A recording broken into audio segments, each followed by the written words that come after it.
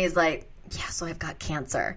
And so I'm like at the line about ready to give like my ID to the checker, or not the checker, the chick at the, you know what I'm talking about, at the counter.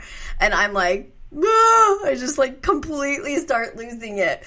And so we got through that moment, and then he's like, let's go to the bar. Granted, this is at like 8 o'clock in the morning, right, in John Wayne, which is Orange County, California.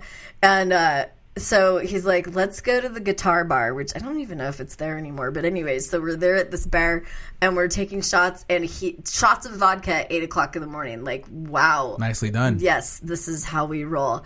And he goes, because prostate cancer, he's like, I don't want to have the surgery because I have to still be able to get a hard on and have sex with your mother. And I'm like, 2 more rounds, please. Yeah, right here, all day. I'll take a double, please. For starters, I'm pretty sure my mom's only had sex one time, and that was to conceive me. And even that is a bit atrocious. Thank you for the visual. That's funny, though. It was funny, and it was a moment where he and I can talk like that. We just can't talk like that around my mom because she'll lose her ever-loving mind. Yeah, that's still kind of lucky. I couldn't talk. I was raised by my grandparents. You know, right. My mother's there. You know, she's there, but I never. She partied this past week or please, so ago. You know what? That's a whole nother cigarette break. I got to talk outside with you on that. Shit, we should do that. Yes, we're gonna take that outside. We're not talking about that here because that's a whole nother. Damn, John, yo mom is cray. Yo mom is cray. So I never talked with sex with my grandparents or my mom. I didn't. I still to this day, I don't think we've ever had a legit conversation of like, hey, come. I want to talk to you about this thing, John. Come here. And it's about sex, birds and bees, all that flower horse shit stuff. I never talked about that with them. Yeah. Again, I think I mentioned before, you know, school taught me about it, but then later on in life, it was really porn that taught me about sex. And I guess I'm just very lucky that still, you know, even looking at porn, I still had the don't get pregnant, don't get an STI, don't die. Basically, don't do any of that stuff until like you're ready, until you're married or whatever.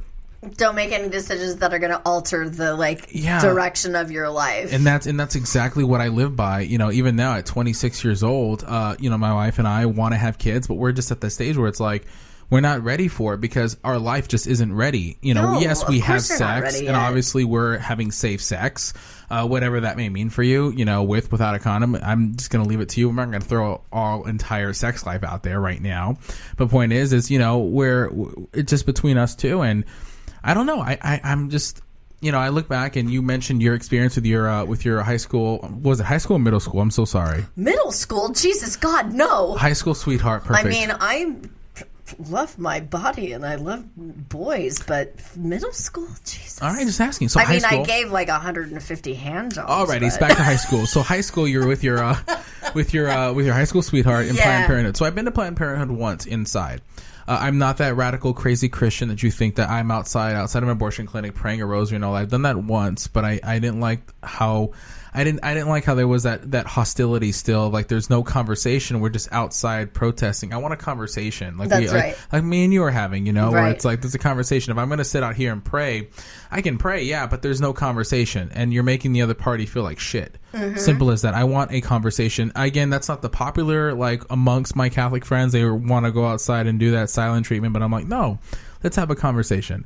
You know, let's just talk. I want to talk to you. I mean, that's a whole line of beware of people on the street corner. Yeah, basically. So when I went to this Planned Parenthood, I was with my ex at the time, and we were actually going on behalf of her friend because she was dating this guy that was a complete man whore. He was going around, you know, and she knew it. The girl knew it. Like, he was going around, and, like, apparently he had STD, STI, HPV, whatever the fuck he had, and he may have transmitted it to her. And she had, like, the one that, you know, the shaking of the leg and all that and just freaking out. And, you know, she went in, and I remember when she got out of that room, I remember she yelled the biggest yell of excitement. Like, yes! And it freaked everybody else out in the waiting room, and I was like, oh my gosh, she is crazy. Like, she's crazy. I don't have it! I'm so happy! Oh, and I was like, all right, this wasn't high school. This was like 2 years. 2 years into college. 2 years into college. And, you know, so I wasn't like, you know, in high school or anything, but it just showed like the reality of like how scared we are to contract that. And I never wanted to face that fear of like, what if I have it? What if I engage in this person with sex and next thing you know, boom, you have AIDS, you know, boom, you have herpes. What's that thing on your lip? Oh my gosh, that's a herpes. You know, that's all I'm saying. Well, everybody has some form of herpes, just FYI. There's like 41 or 43 different strains of it. You've had a cold sore before? Well, yeah. I've had a cold sore. We both have herpes. We both definitely have herpes, and I've had shingles. It's actually part of my stupidity of my body. So I had Epstein-Barr virus, and then I had 5 cases of shingles. And then what I didn't know, and shingles is called herpes zoster, Z-O-S-T-E-R. And what ends up happening with herpes zoster, which I didn't know about until all of this shit happened with my bod, was that you can actually have outbreaks inside of your body without rashes showing. Oh, wow. So what was happening is I was continuously having these herpes outbreaks, these shingles outbreaks inside of my body. And what shingles does is that it attacks your nerve endings. And so slowly over time, my first outbreak of shingles was in 2009. It's now 2019. So for 10 years, this virus that doesn't go away, because we've already established what the V means, which is viral, which means it doesn't go away. And all of this time, this shit has been just attacking my nerve endings and slowly but surely turning into this idiopathic version of CRPS, which is what I talked about before, where mine isn't from surgery or from some crazy wound or whatever. We do know that when I had breast augmentation surgery, which was, when the fuck was that, like a year or so ago, that when that happened, my CRPS like kicked into high gear. So there's like a couple different reasons. Anyways, nonetheless, so there's so many different strains of herpes, and both of my husbands have it. Whoa. So both of my husbands. What am I? What's happening over here? Hi, I'm from Utah. I'm from the Valley. I'm from the Valley. A different sorry, valley. all you Valley people, you Utah That's people. Sun Valley, not that person this from valley. Romania who could believe in polygamy. I don't know. Oh, Romania, we love you. Thank you for listening. No, I mean, polygamy is a very interesting topic. In fact, that's something that I'd like to talk about, but we're not going to talk about right now. But the whole like my first husband. Jeez, this is great. My first husband knew that he had it. We had conversations about it, what have you. You're married to this person, so you're like, you know, I got you. Be great to have a conversation with them once in a while, you know? I mean, check in. Kind of typically works that way. You know, Kari and I say what's up, give each other the peace sign. Marriage, and so, like, I have never been physically diagnosed with it, but I've had symptoms of it, and so did my ex-husband and my legitimate ex-husband, right?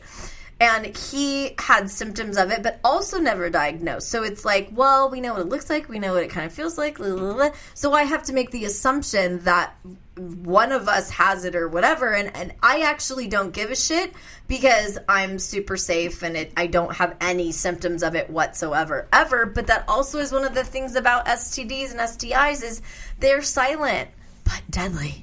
I don't know. I just waited. I guess I was way too safe. I just didn't do it. No, you can't be way too safe outside of like abstinence. Well, that's what I did. You know, I waited. I waited completely. You know, I've only had sex with 2 women in my life, and the first one I think was a raging sex addict before me as well. You know, and you know, Kari, you know, she's talked about her past with me a little bit. Sure. You know. And with me, I just, you know, I have 2 women, my wife and my ex. That's it. And I think about that because I look at my own, like, again, 5th grade moment, religious upbringing, and it just stuck with me. And I'm not saying I don't ever regret it. Like, oh, you never engaged in the party life, or you never went with that girl, or you never got with this girl. It's like, no, I'm okay with that because, you know, I didn't want to be that guy that was proud to have sex with 40 million women and be okay with it. Sure. Nobody wants to have sex with 40 million Yeah, that's women. a lot. Your dick is probably out of order. When do you have time to do anything else? Yep, your dick is out of order if you've had sex with 40 million women. I can't even imagine having sex with 2 people in one day. Yeah. Like, what? Yeah, it's crazy. It's hard enough for me to have sex with one person. Yeah, I thought that I could do... Especially as I get older. I'm like, ugh. Yeah. Go away. I feel it. I completely get it. So what is the point of this STDs, STI talk? Just simply be safe. And whatever that means, you know, my form of safe is just don't do it. Just don't do it. Wait until you find the right one. That's just speaking from this side of the table. And that just comes from, you know, 5th grade upbringing, religious upbringing. I'm on that side of like, just wait. Fucking wait. You know, I'm not gonna sit here and do what I did. You know, I waited. You know, I'm coming at you with an angry fist of like, you wait too. I'm like, no. You know, it's up to you what you want to do. You know, I know, Lyndsay's going to tell you how her way of being safe, how to stay safe is in a little while right now. But, I mean, she kind of mentioned it the entire show in a sense. But, for me, it's just... What did I mention? Fucking be safe. Use a condom. Go to Planned Parenthood. I'm not saying go out and fuck 700 people, though. Oh, I could have swore you said that. Oh, God. Oh, wait, I may have said 650. My bad. No, I am just saying, if you're going to do it, be safe. If you've got kids that are of sexual age, get them freaking vaccinated for, Gardasil, for HPV. Also, there is a shingles vaccination. So if you have not had shingles, it doesn't matter what age you are. You get that motherfucking vaccination, because I will tell you this much, I don't wish shingles on my worst enemy, and because it has wreaked havoc in my life for a very long time. And so, like, HPV has done absolutely nothing to me. Shingles, on the other hand, has completely turned me, like, into an immobile person for 50% of my life. So, take it or leave it about what's more important to you.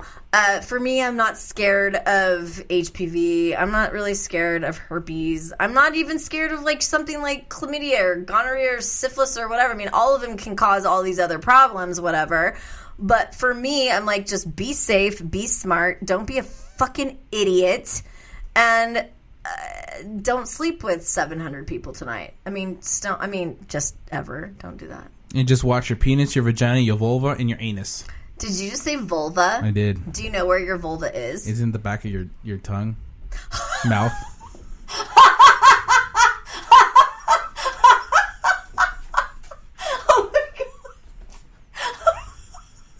My life just... If lightning struck me down right now, I would have lived a fulfilled life.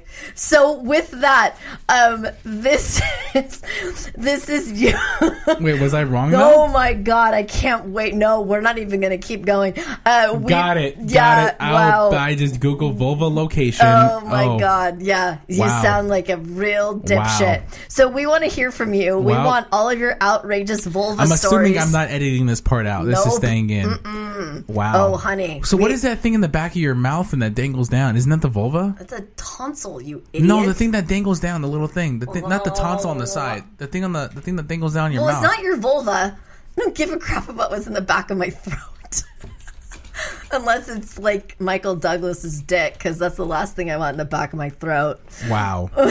Oh, the uvula. That's what the thing dangles. Yeah, I'm not. Yeah, I know much more about my vagina than I know about my throat. People, listen, calm down. Stop laughing. Mm-mm. I thought I got them mixed up. It was a form. It was a form of it's not a spelling. Form. Vulva and uvula are completely different, but they sound similar. So I'm sorry. Oh my God. Send all your emails to talk to us at almostbearpodcast.com. Send all of your emails to John at almostbearpodcast.com. I'm just kidding. No, not your dick pics, though. Give me all the hate on the vulva, uvula shit, whatever. Sorry. Please send all of your uvular pictures to me and all of your vulvar pictures to John. No, please. No, we want to hear your outrageous stories. Actually, I don't even care if they're outrageous or not, but I want to know what STDs you have. I want to know how you contracted them. Why? I do. Why? Well, listen. Why would you? Hey, how did you get that STD? I want to know. Well, we were in the back of a trailer. Hold on a second. Back of a trailer truck. Wow. You are a meanie. I'm sorry. Things happen in life. Life experiences happen. They've happened with me. They've happened with everybody. So I want to hear their story. Make everybody's stories be true to them. Right, don't judge them on it. All right, fair enough. So please do tell us about how sexy you are. Just don't share your dick pics. And we've also said, please do not share your vulva pics as well. And you can reach us talk to us at almostbearpodcast.com. And please don't forget to rate, review, and subscribe. And please follow us on all your social media platforms: Facebook, Twitter, Instagram, and YouTube. Almost Bear Podcast. And I am Lyndsay Soprano. And I'm John Ramirez. And this has been your Almost STD Bear Podcast. It's a vulva. Oh my God. Oh, it's a uvula. It's a fucking vulva. Oh my God. It's not a car. It's It's a Volvo.